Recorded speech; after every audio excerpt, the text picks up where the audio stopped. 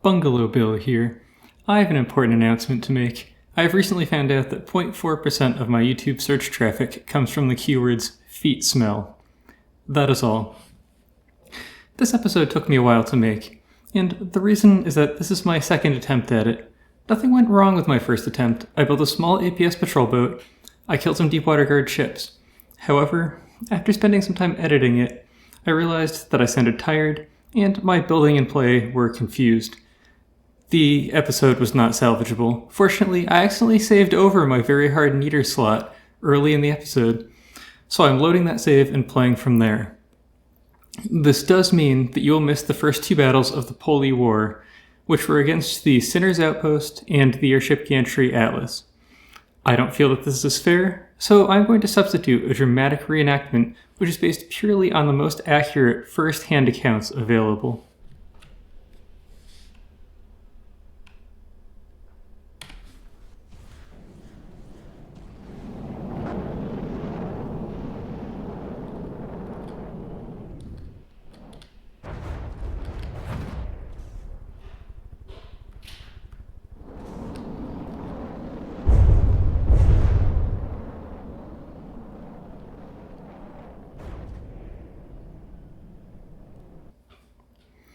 I hope you have enjoyed the dramatic reenactment, and I will now proceed into the campaign.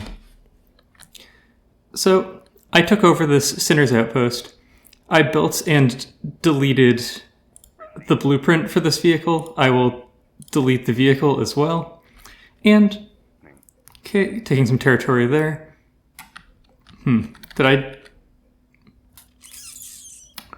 That was the exact opposite of what I wanted to do. I selected the wrong one. So, this isn't even the finished version of the patrol boat. This is some APS spaghetti. Anyway, I'm going to use this to build the harvester again, and then I'm going to delete it.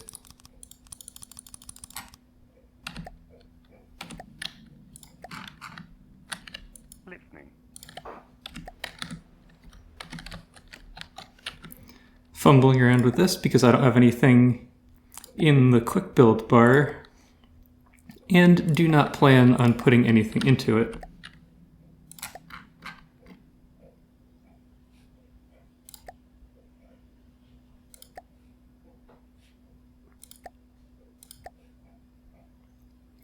Get my harvester reconstituted.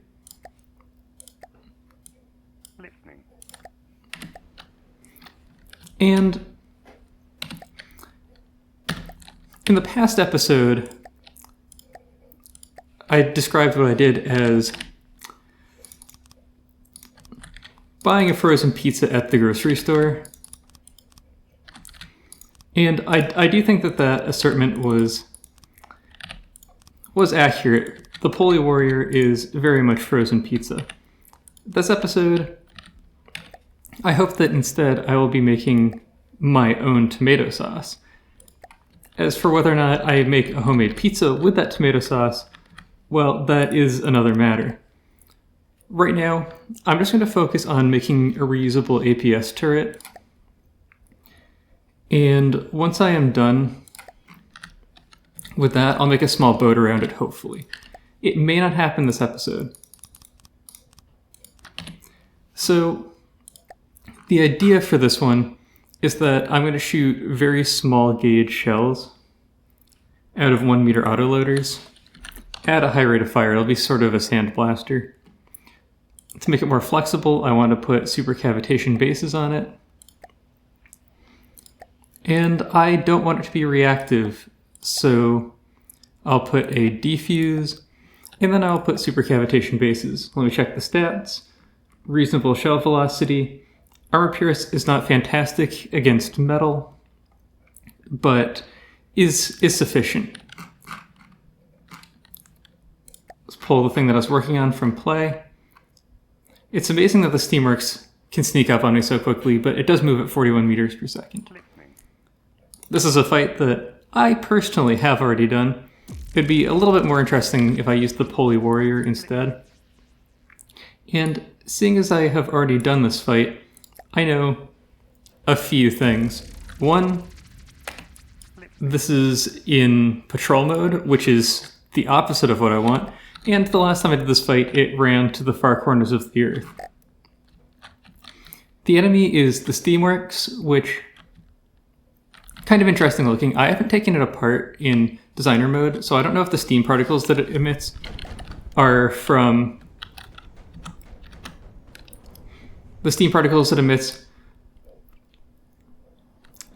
actual steam boilers or if they're produced in another way. Fortunately, we can hit it and damage it with our missiles. As far as I can tell, it is predominantly a mine layer. Or a bomb dropper, rather, I guess. It's pretty fast, too, actually. Oh, those are steam jets. Okay, that explains why it expends so much materials. Yeah, steam jets. Cram cannon, which probably only shoots down. It's keeping up with us decently, though. For some reason, the last time I fought it, it just chilled in place instead of chasing me. Now it's chasing me, which means that it's actually doing damage. Way better than it was before, because it's keeping the distance. The previous time that I fought it was at a very, very short range, but now it's actually getting some damage into my scout vehicle, which is getting way too high up there. I'll just destroy it and kill this with a Poley Warrior if we get too high to even use our missiles correctly.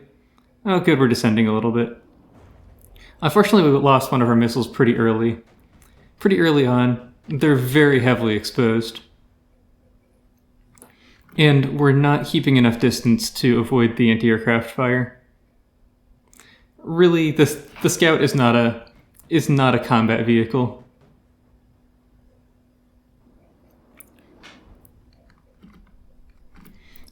With both missiles, it'll do moderate damage, and the last time I went through this fight, it did kill the Steamworks. Actually, the Steamworks might be able to bomb this if we fall out of the air. Although, I think we just lost an ammo container. That would at least be my expectation for why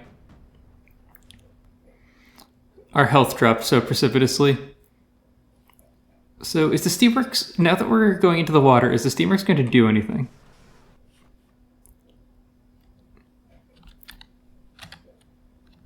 Yes. Kind of. Wrong button. So it seems like the Steamworks might need a little bit of an update. These do look like glide bombs, but it doesn't look like they really have a way of reaching the target. Okay, to me that looks like a magnet. It's really having a lot of trouble though. Got us eventually. So some of these are going to get us and eventually kill us, hopefully. We will be despawning soon. Oh, it can shoot. It is an easy craft, so no fuses on those, so it does actually have to hit us. If you're shooting down like that, timed or altitude fuses would be fine.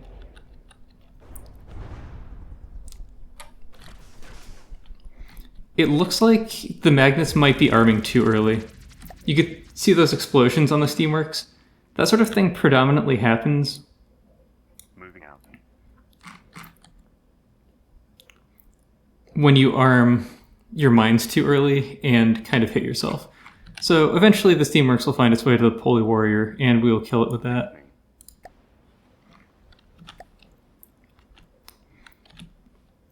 So I was building this shell.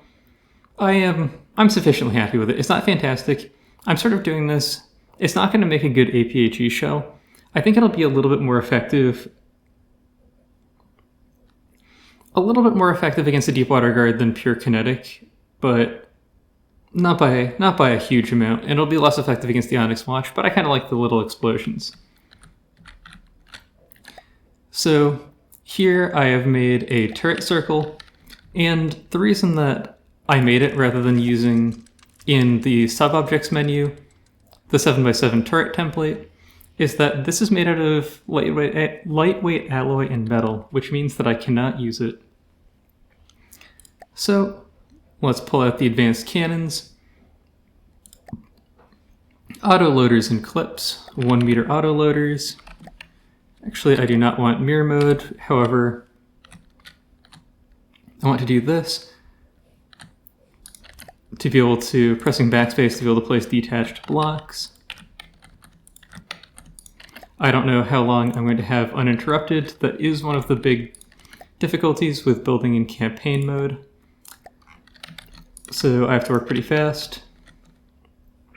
I think I'm going to, well, I won't put one there anyway, but I'm going to move these ammo intakes later. That was not how I wanted to place that, but it doesn't really matter.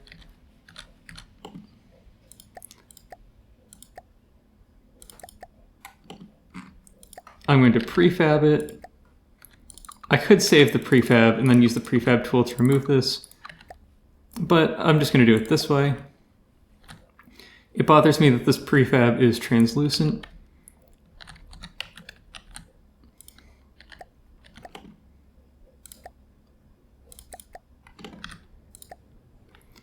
Let's see if I can do this properly.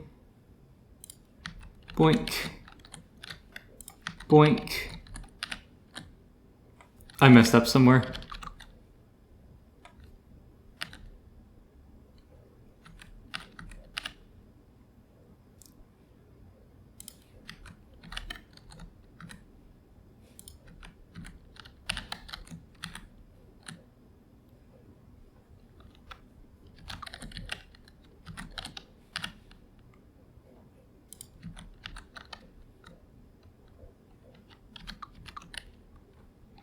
Ah, that's what I'm doing wrong. Okay.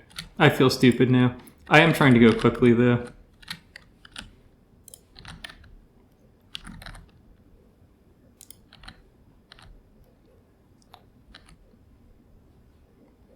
Did this work? It does look like it.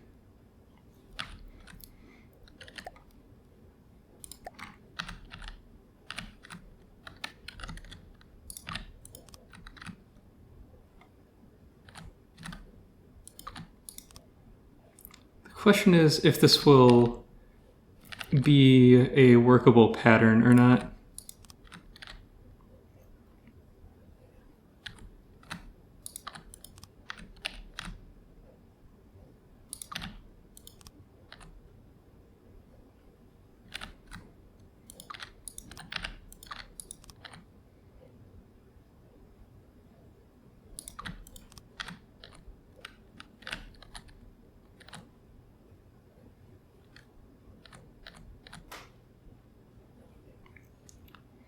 There is one issue here. So this will allow me to get to all of these spaces except for one. I am going to do this in 2 layers, so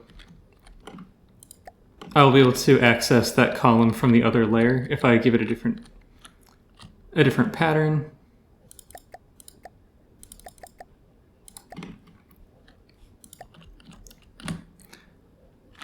I believe this is approximately the size that I want to build this turret. A potential disadvantage here is that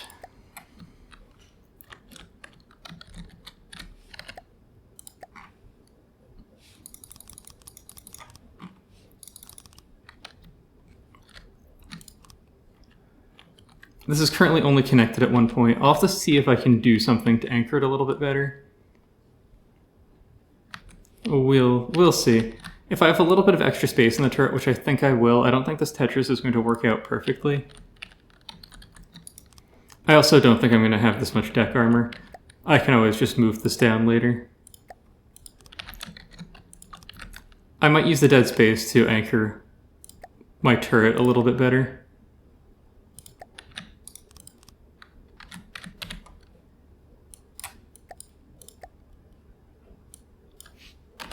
I'm expecting to be interrupted soon, though.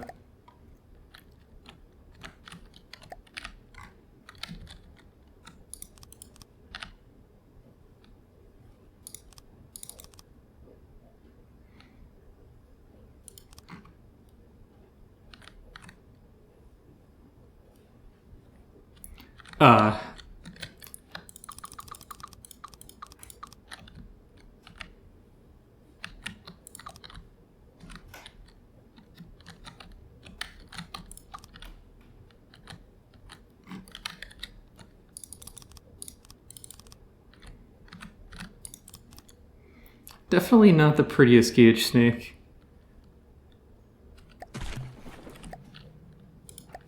I should teleport to the ship so that I don't fly off into the middle of nowhere later. This thing needs a little bit of Water mode at your service. material procurement so that I'll be able to arm the gun and actually see its stats. Listening. Interestingly, I have not been reinterrupted. I do intend to build... See, it looks like I probably have enough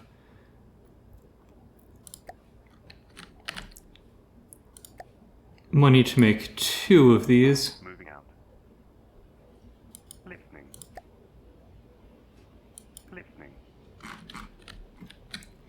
Which will help a little bit for them to protect each other, and I'll need to copy more land anyway.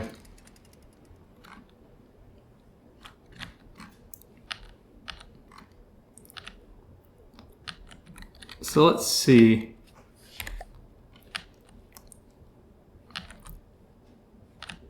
This is the area that I can't get to.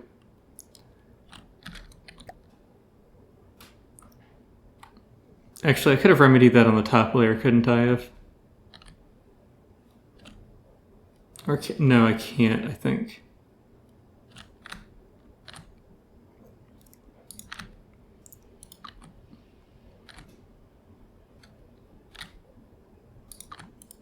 No, that works, doesn't it? Well, I'll fix it on this layer.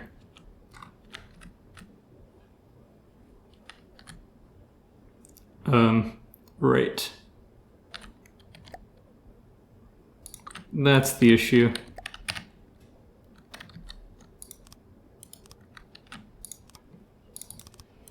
I saw my alignment bar pop up there, and don't know if I'm trespassing or something, but probably something to that effect. Recently on the Discord, decent firepower,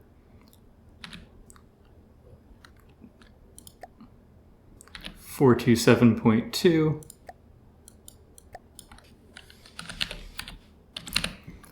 Of what Draba considers the optimal APS gun to be. So, his opinion is that autoloaders are superior to autoloaders plus ammo clips. And his reasoning is that the cost difference isn't significant, but autoloaders are significantly tankier. 3 times as much health, almost 3 times as much armor. And there's a point to that, but they do cost 50% more. And comparing 4-clip Tetris to autoloader only Tetris, by my math, autoloader only is 44% more expensive. For the type of turret that I'm doing, autoloader only would be 33% more expensive. As far as just the autoloader components, everything else will close the gap a little bit, so I should really compare completed turrets. However, you can't use ammo ejectors. There should be enough health and enough armor that it'll be non-reactive, but it will mitigate some of the tankiness, because as these get destroyed, they'll do damage to adjacent ones. Still, it might be tougher than autoloader plus clip, and for a wooden vehicle, as before I'm naming this AWS because AWS doesn't go down, which is purely for good luck. So autoloader only might be very useful for a pure wood campaign. And the reasoning that is not inside the bounding box. The reasoning for that is I can't armor these turrets very well. I really can't. I need quite a bit more recoil absorption. See if I can minimize the gauge snake at all. One of the issues is the way that this is built. I'm going to have dead space here, and I think this is the front of the turret. If I designed this better, it would have been at the back, I think. I think I might actually Unfortunately, I can only do this out of wood. I might do something like this, which isn't the prettiest thing, but will give me a second connection point. So my turret will be less likely to completely fall apart. I don't think that I'm going to put anything on the bottom layer, because if I was doing turret armor, I would put armor down here and armor at least the front side of the turret. But I only have wood, I don't think that's super important.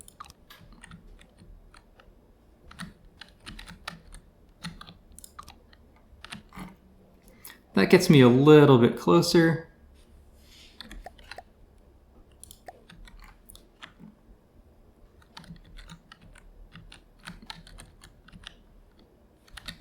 I sometimes have trouble telling which way I have these pointed.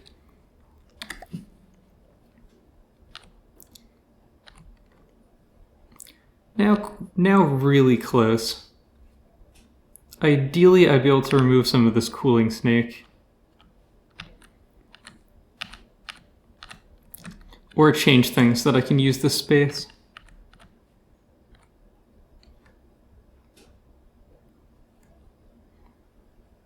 It's not apparent to me how I can do that, though. I really don't want to... Oh, are these tougher than wood? That's an important question. They are significantly tougher than wood. Let's see, I think I'm going to bring the top of this turret down one layer. So I'll put this like this, and this will give me a little bit of resilience to kinetic damage from the front. Not immensely important, but maybe just a little extra.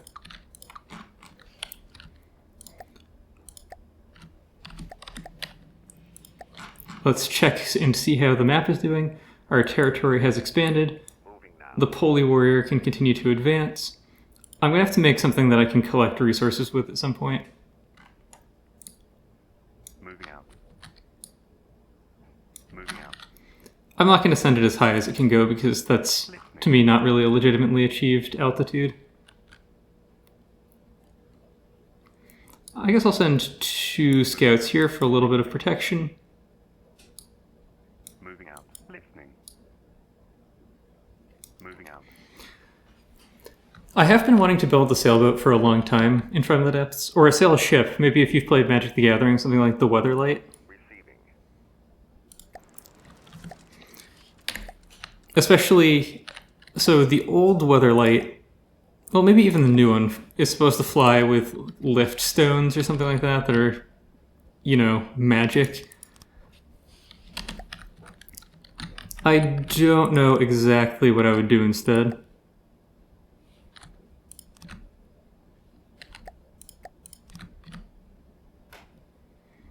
This is somewhat poorly thought out.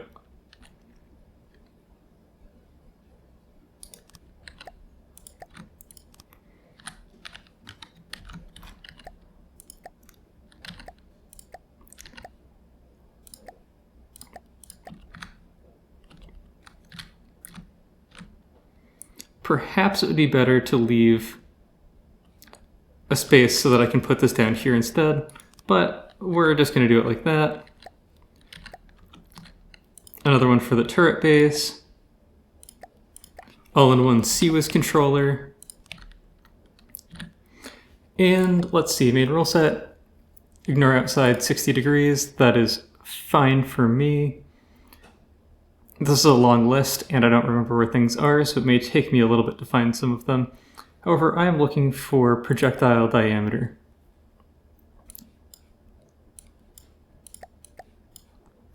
And the exact number here is something I don't really care about. I just want to ignore small missiles, basically.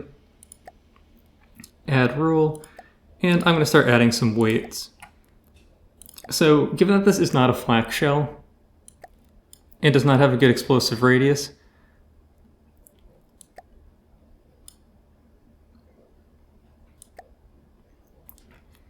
I would like to more heavily weight larger projectiles than closer ones. Similarly, I will weight distance.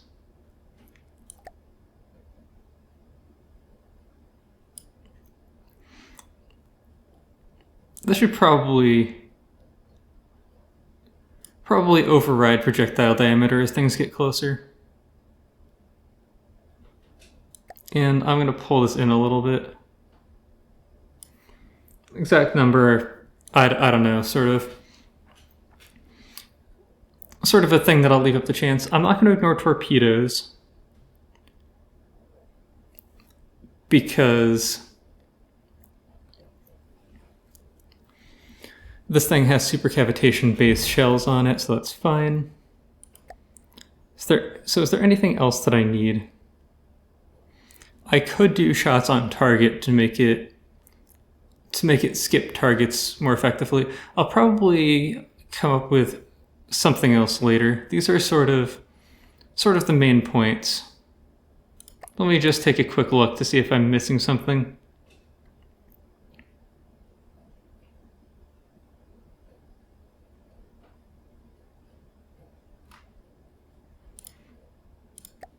No, I think this is fine for now.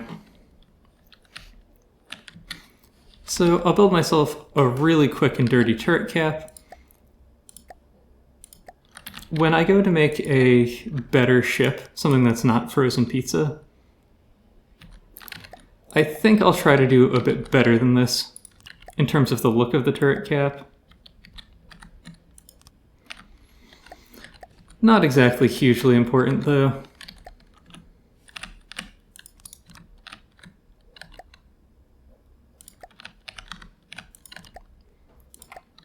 I'm not sure what hull shape I'm going to give this ship. I'm considering making a water skimmer type thing, but doing it sort of like an outboard motor engine that sort of hangs off the bottom. I think that'll be very hard to get to work though, and I kind of want something that the Onyx Watch can actually shoot back against, because I think that would be more fun.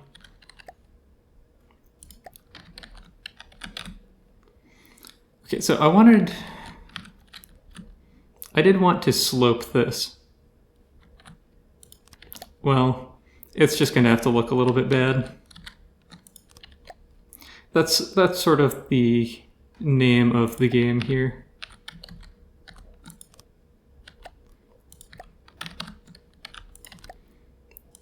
Slope beams when? Well, it's a thing. It's the first... Oh dear. This is going to make this quite troublesome. So I should be fine now. Let's see how much ammo we actually need. But I think I might have to load these vehicles in the designer later. Okay, I basically need 1.5 ammo boxes. So I might load these in the designer later so that I can capture some sub-objects, because that doesn't seem to be working for me right now.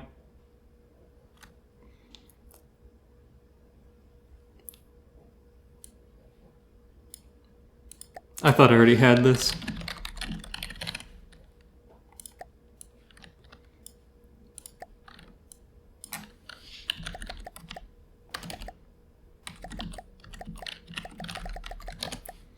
Amor.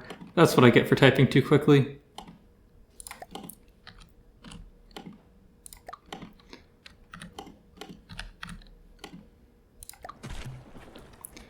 It did not like that, did it? Did that delete the entire craft? That's really unfortunate. I thought it would let me keep the floating sub-object.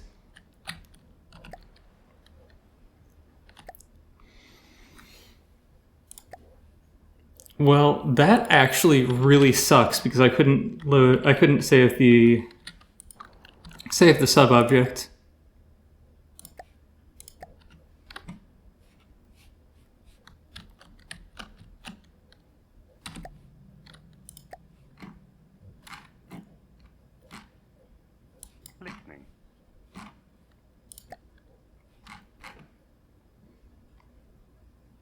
Alright, let's see... Damn it. I do have a turret. How much of the turret do I have? It looks like I can't quite do this yet. Okay. Oh, okay, good. I did actually save it. I was worried that I hadn't saved the entire turret. I save so compulsively that I can't always remember what I have saved and what I haven't. I'm going to be a little bit more careful this time.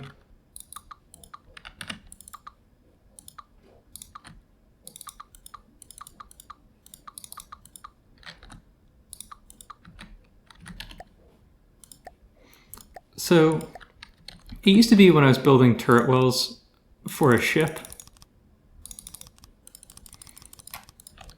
that I would build sort of the minimum size turret well. I didn't use the excess space for anything because it's a sort of weird shape. So now I just build the square ones. It takes the same number of wood beams.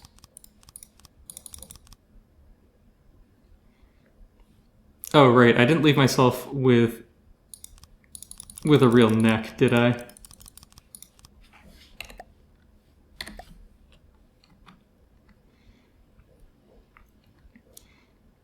I had intended to leave myself with 1 meter of turret neck and have the bottom of the turret be 1 layer higher.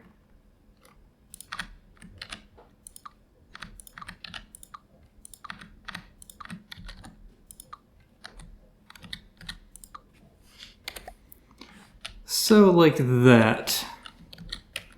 Not horribly pretty, but it will do the trick.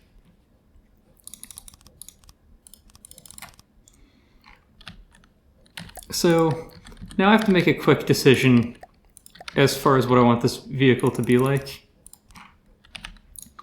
Because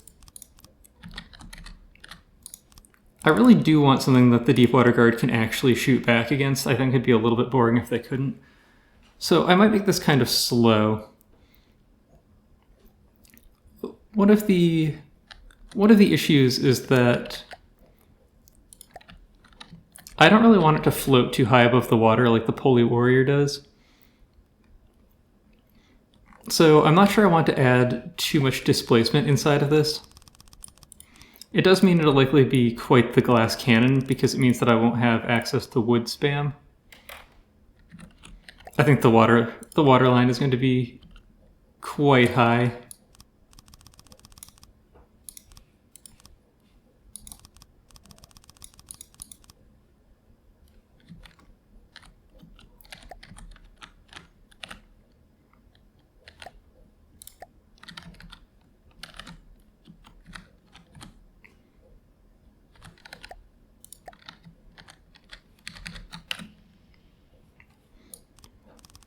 I'm not sure exactly what I want this cross-section to look like.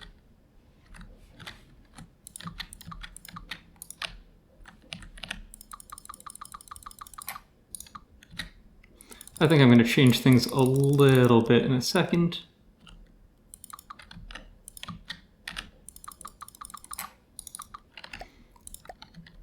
Something like this, maybe. I should probably line these up with the ones that are in the deck. That would make some amount of sense. Something like that. I don't really have to, but I'll bring these all out to line up.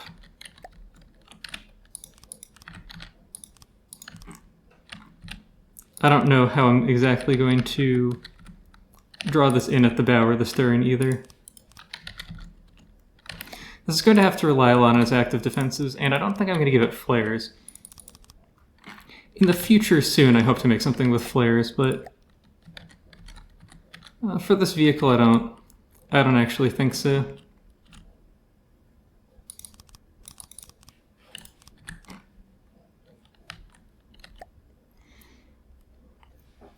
Let's see, I do need an engine.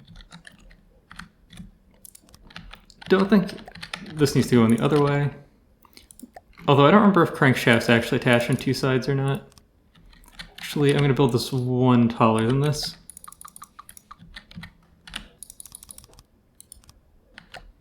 I probably just finished capturing a tile.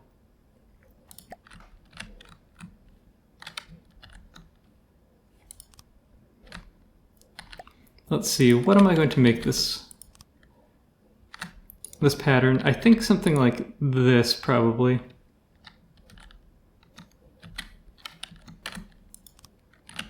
I don't really know what the efficient patterns are. I should have...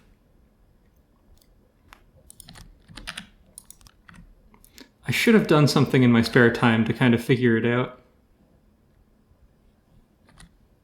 This isn't going to work well because I can't put something... No, that's fine. Probably do something like that. I'm going to check on the overworld map. We have in fact finished capturing more tiles. Moving out. Listening. Group these up for the AI's benefit. Moving out. Receiving. Moving now. Listening. Moving out. Since I've been saving my ship, I will save the campaign.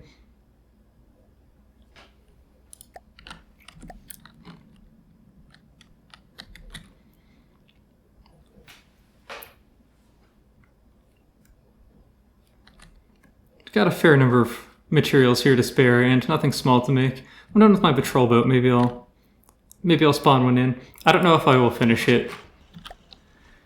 Finish it or not this episode, I'm not terribly committed one way or the other to actually doing that. Superchargers are not the next things to do, it's the carburetors.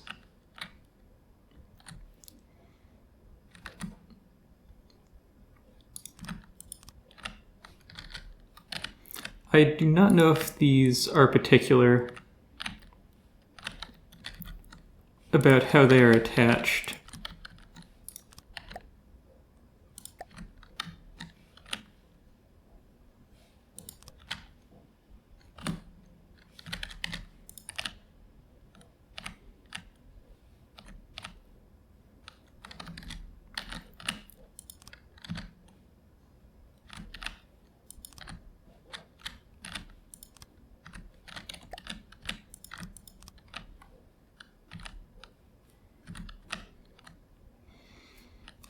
Okay.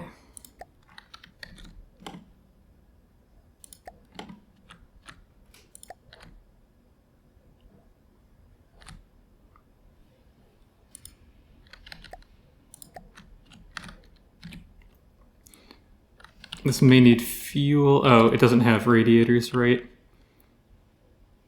Oh, I didn't build the bottom of it either.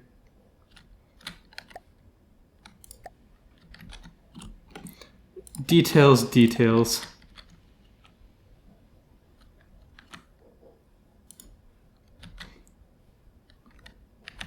Should be fine.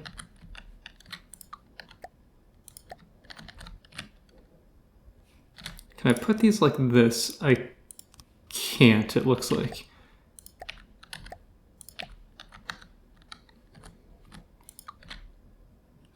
Connect to a cylinder or a crankshaft.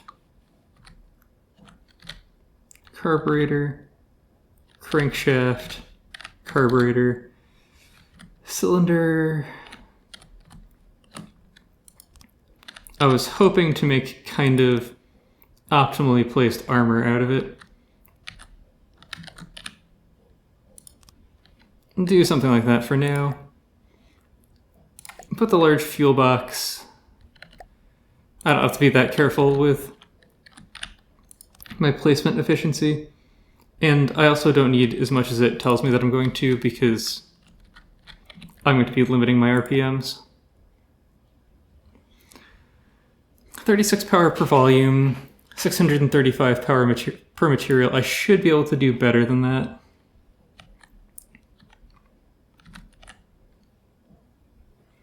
But I think I'm just going to leave it the way it is for now. Did these recalculate? I think they might have. Well,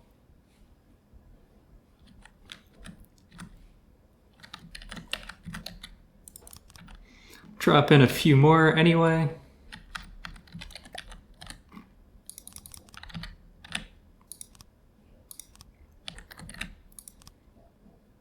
Just put the suggestion of armor around this.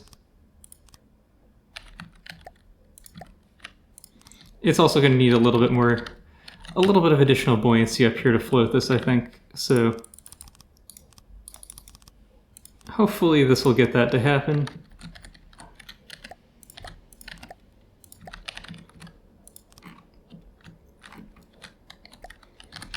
And I need to figure out... I did not match the top to the bottom. I need to figure out how exactly I'm going to make this start narrowing. Because if you just do sort of like this thing, it doesn't connect well.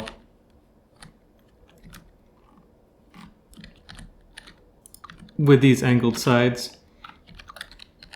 I do not remember the right way to do this transition, if there really is a correct way to do this transition. It's possible that it might need mimics.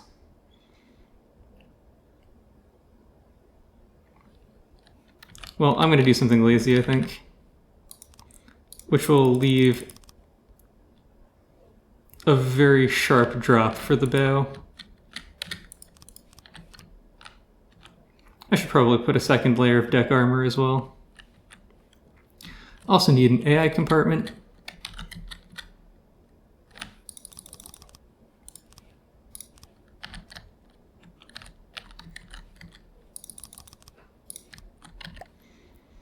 Put behind everything. I think I'm going to make this a front sider, so hopefully it won't get destroyed too easily.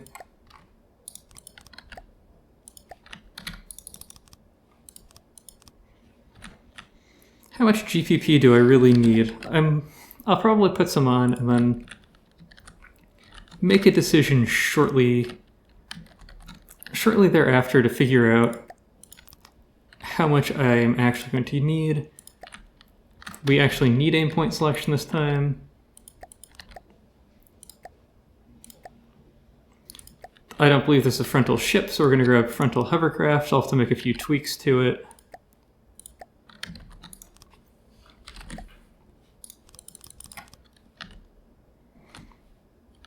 I'm going to put on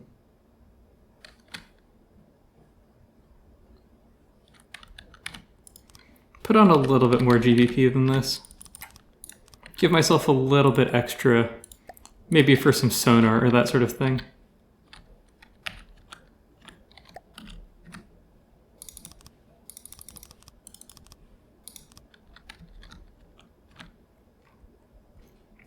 I should have made this only too tall. I'll just do something like this. This is a very quick build. And that's going to be my justification.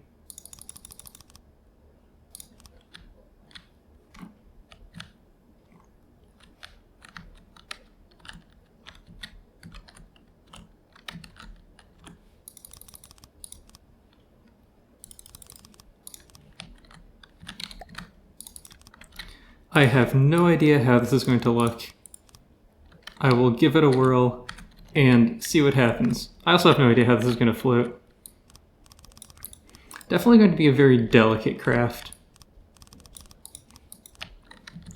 But I'm fine with that. I'm playing against low difficulty enemies, and it's really only fair if they can occasionally blow something up.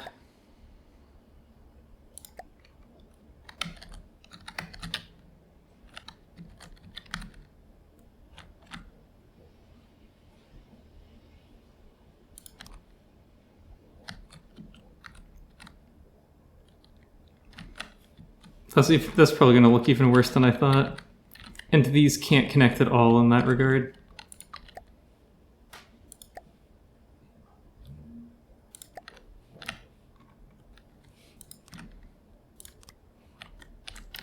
Maybe I'll just do a big empty bow at some point.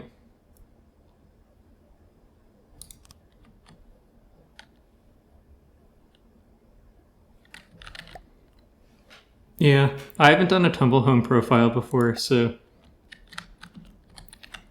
I have really absolutely no idea how to make this work, because this isn't going to give nearly the angle that I want. It's just going to be such a sharp drop off. And I'm not doing a superstructure for it or anything. That takes too much time. There's just no way to actually get from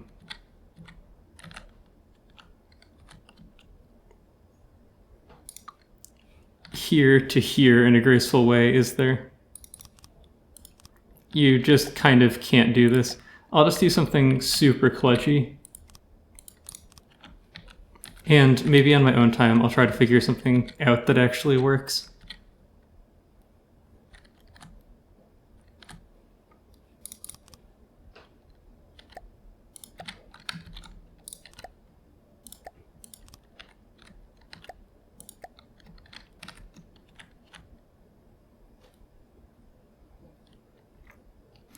I mean, that's literally the worst thing I could possibly do. That's really not much better. Or maybe look at someone else's who's already done this and see how they've done it. I certainly do not have time to figure it out right now.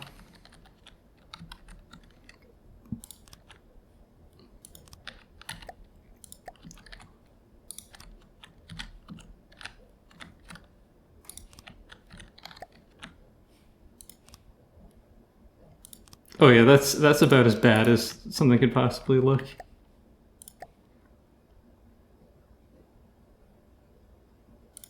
None of these would work that well anyway, either. I do think that actually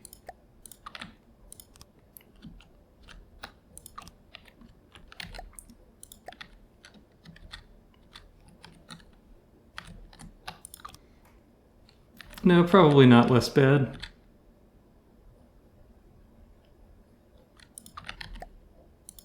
There's a limit to how many blocks I want to use here, and a limit to how much time I want to use here as well.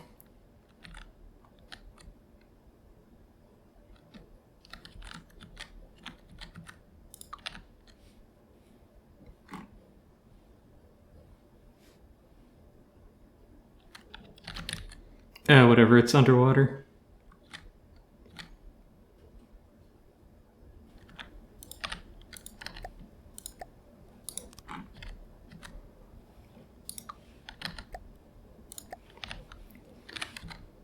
Yeah, this is a little bit of a disaster. Ah, well, I will learn how to do it some other day.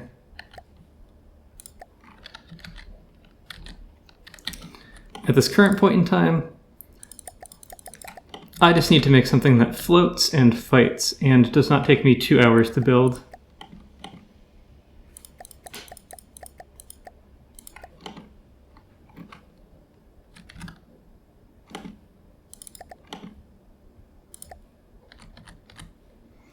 Yeah, that's not how to prefab these things.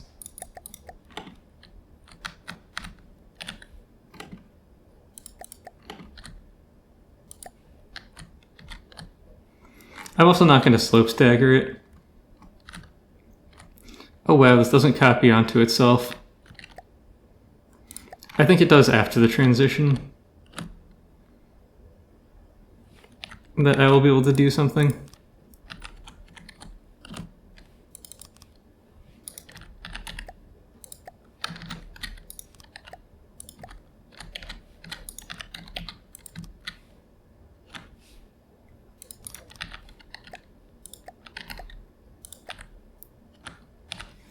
So this next part at least will copy onto itself.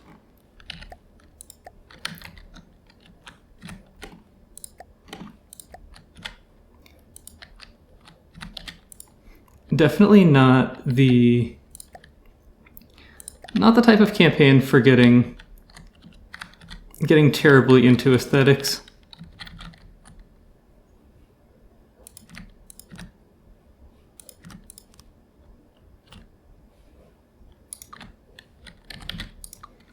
Let's not do that.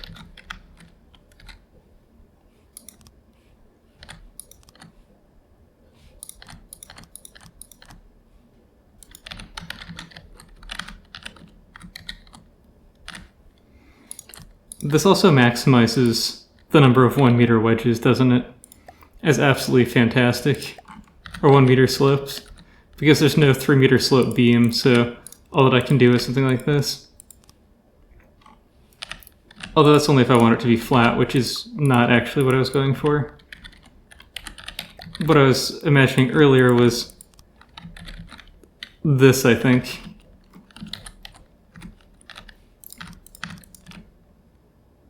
Ooh, an atlas. I'm building different things from the last time I did this.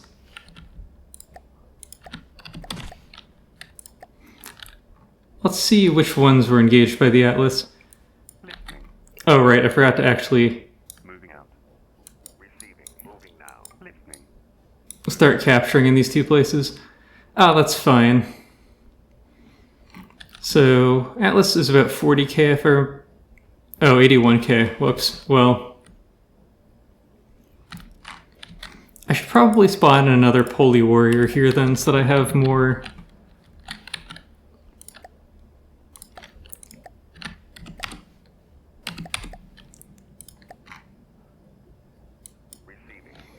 more forces to bring to the front later.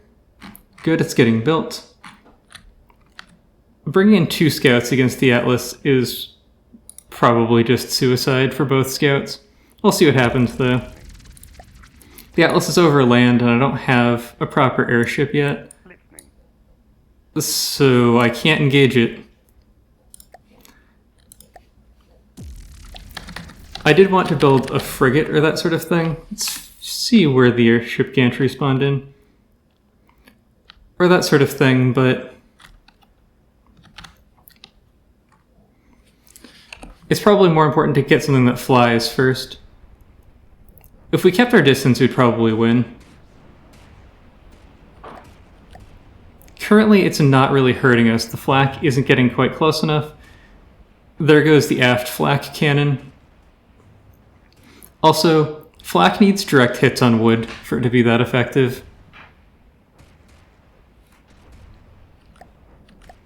See some black smoke coming out of my missiles. It looks like they got hit when they were releasing. Actually, they might have lost some important blocks. Only one of them released, and it's not... No, the other one was probably destroyed. Yeah, that's probably just low health missiles rather than the actual missile blocks being destroyed. Down to 84%. The constant flak fire is stopping me from deploying missiles successfully.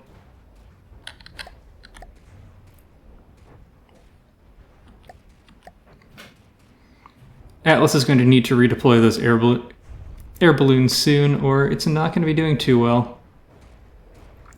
Not that we are either. We are getting all of our combat with my non-combat vehicles. So one of the scouts has fallen. The Atlas is not really capable of fighting anymore. However, if it gets a decent flak clouds against us, looks like we've lost friend or foe on that missile, but didn't really matter that much. Didn't make it to me. Flak clouds were not good enough to stop these missiles from launching this time. Nice ammo explosion there, but it hasn't stopped the flak gun from firing. Down to 91%, which means we might not be fighting back. If I've made these fight another 500 meters away, they would definitely easily beat these deep water guard ships, but where's the fun in that?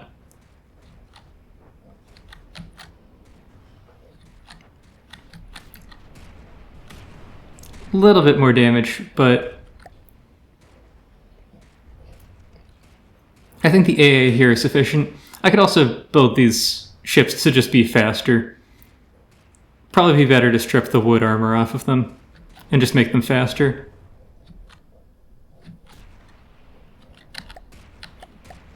So, very close fight probably. But I think the airship gantry is going to take it. I'm definitely going to need some slightly stouter airships to capture these land tiles, because I'm not forcing the engagements with the deep water guard onto my actual combat craft. That's got to be expensive. Probably running full burn out of those steam boilers at the at the moment. I think the Atlas might have run out of shells before it actually killed us. Our primary enemy right now is going to be the ground. That does mean this turret is not going to chain react, which may make killing the airship gantry way slower than it would be otherwise. Nice.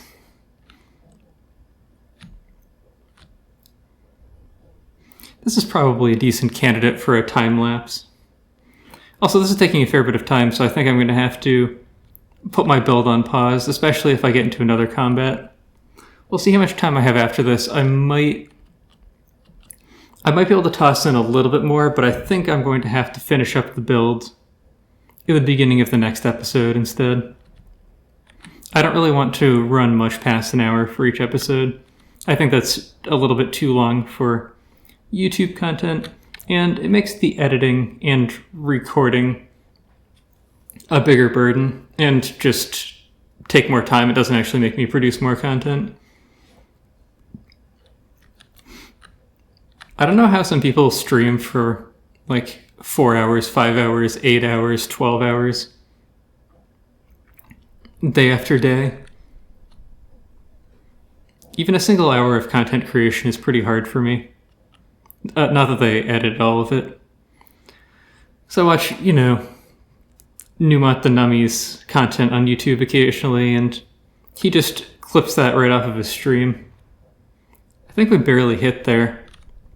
Missiles coming down like that just do not steer that well. It would be nice if missiles functioned when they're pointing up or down, but they really don't, which means that we're in quite the precarious position here.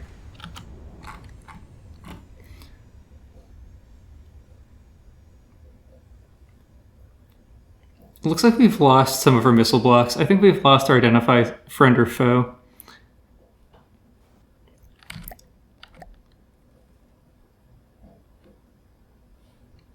This missile firepower is lower than I thought it was, but I guess that's just what it is.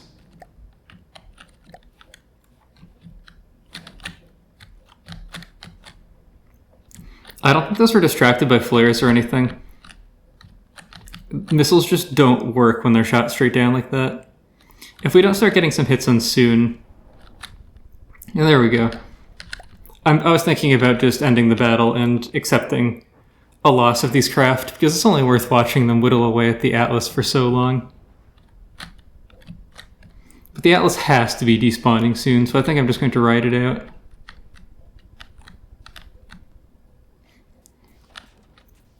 I have been working on another capital ship, or not another capital ship, another castle ship. So after the Caldera, I'm working on another one that I intend to be a higher difficulty, aimed more towards the godly slot. That'd be able to defend itself a little bit better from fast-moving vehicles, but would still have the same issues as other Onyx Watchcraft. But I've been building it for like 2 weeks so far, because I've been going way deeper into the aesthetics of the builds than previous ones. I finished all the internal components a long time ago. Receiving. Wonder how we float.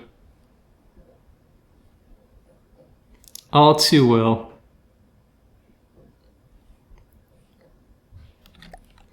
I'm still considering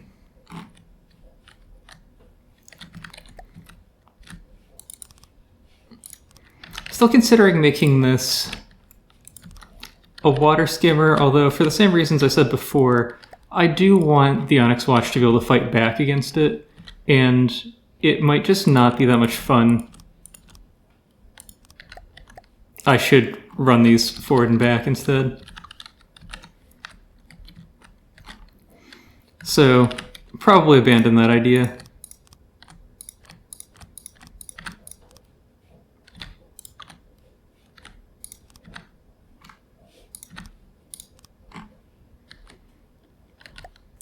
So something like this. That's kind of unfortunate. But that works out okay. And I'm not going to be super particular about the aesthetics, as I have said before in the series, there is not the most point in that.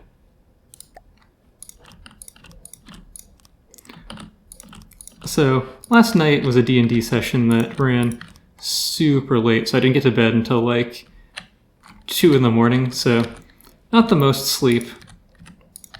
But we're talking about whether or not we thought that stuff like cucumbers and celery were strong smells. And then someone brought up the trees at Brown University, saying that anyone who went there would know what they're talking about it when they said the cum trees, which my response was, of course, wait, the what? And apparently the trees were supposedly smell like cum when they're flowering. And one person just looked them up on Google just by Googling cum tree, and it apparently comes up with something. I really don't recommend Googling that search term because I don't want to know what else it would come up with. But I was apparently the only person who didn't understand, which really makes me wonder if I'm the crazy one.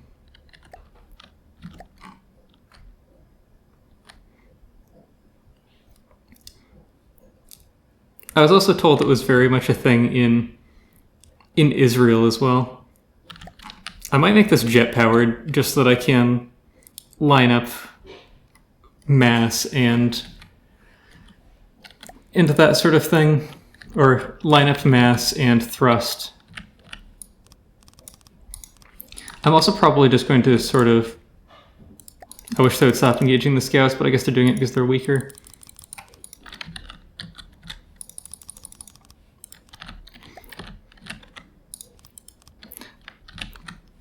By playing D&D until like 1 in the morning, even though it was a video call, so it's not like I actually had a bunch of people in my apartment, probably really annoyed my downstairs neighbor. But it's not like I talk that loud.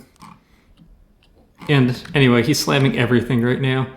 Although, to some extent, I don't know if that's because he's annoyed, because he's always slammed everything so hard that the apartment kind of rattles. Like, our landlord lives under him, so I don't really get that, because, like, if I was the landlord, I'd probably not renew his lease if I had to live under that. Not so bad because I live above him instead, but if I lived under him,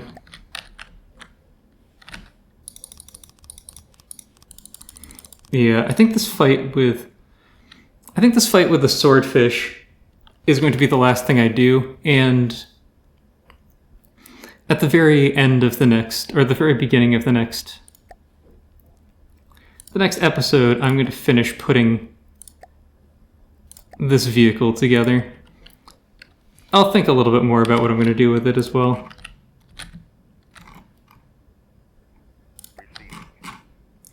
We have got some extra room, so if I can avoid picking up materials from our harvester,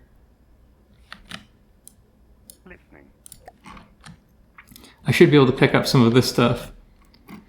Okay, so the Swordfish is here. Oh, I have 2 scouts. The last time I did this, I only had 1 scout. Because this fight already happened in the aborted part.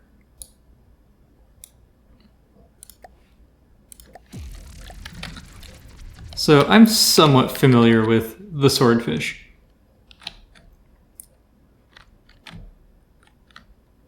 Although I was actually thinking about the Snapjaw. No, the Snapjaw is what I ran into the last time. This is the Swordfish. So Very exposed eddy blades. I don't know if these steam jets are actually doing anything or not. Quite possibly they are what's allowing this to maneuver. No fins, so rather than glide bombs, these are presumably magnet bombs. I can't really see into the back of those, don't know what they are. And these are probably flares. And, like usual, flak clads coming in. Swordfish is pretty fast, but we do have APN guidance. So we are hitting it. I'm going to disconnect the camera there and see if I can get it to be a little bit less spinny. It's getting nice and close to us. Don't know if those are our own missiles or not, or if they're the Swordfish's missiles. I wasn't watching that carefully. I think I set up the missiles a little bit wrong, so the one-turn component of them isn't quite working right. So it took one of our ships down to 87%, but it absolutely tore itself up on the ground. So we actually came out of that one alive. I'll probably... Nah, I'll just keep capturing with these the way that they are. Anyway, we're at about the same timestamp as I ended the last episode. So I think that I will end this episode here for tonight, despite the fact that I didn't actually finish the ship. Next episode, see if I can get that built out, see if I can get my fleet to do some more capturing again, and then maybe an airship or something. Oh, the Nightingale. This is, yeah, actually fairly large. This may be a very difficult fight for the Poley Warrior, but it will show up on the next episode. I can't believe I didn't notice this earlier. It also just ignored the scout. I was hoping that I'd have a little bit more time if I didn't antagonize the Onyx Watch. It looks like probably the Lightning Hoods are making inroads against the Deepwater Guards currently. And the Twin Guard are making inroads against the Onyx Watch as well. Actually, I could probably just not fight this. I probably can't fight it, actually. The Nightingale is so much faster than me. Receiving. I'll just leave it alone and continue with my previous plan. But soon I would like to start fighting against the Onyx Watch as well. But even if I didn't do anything, I would expect my allies to be able to win this. That easy mode gives me such strong alliances. Although, once I get further into the game and have to start taking on more factions and have fewer allies, the difficulty will probably ramp up quite a bit. But hopefully by that point, I'll have some standardized sub-objects and prefabs and larger vehicles, and I'll also be able to make larger vehicles more quickly once I have the prefabs made. Anyway, that's enough for this episode. I hope you all enjoyed watching, and I hope to see you in the future.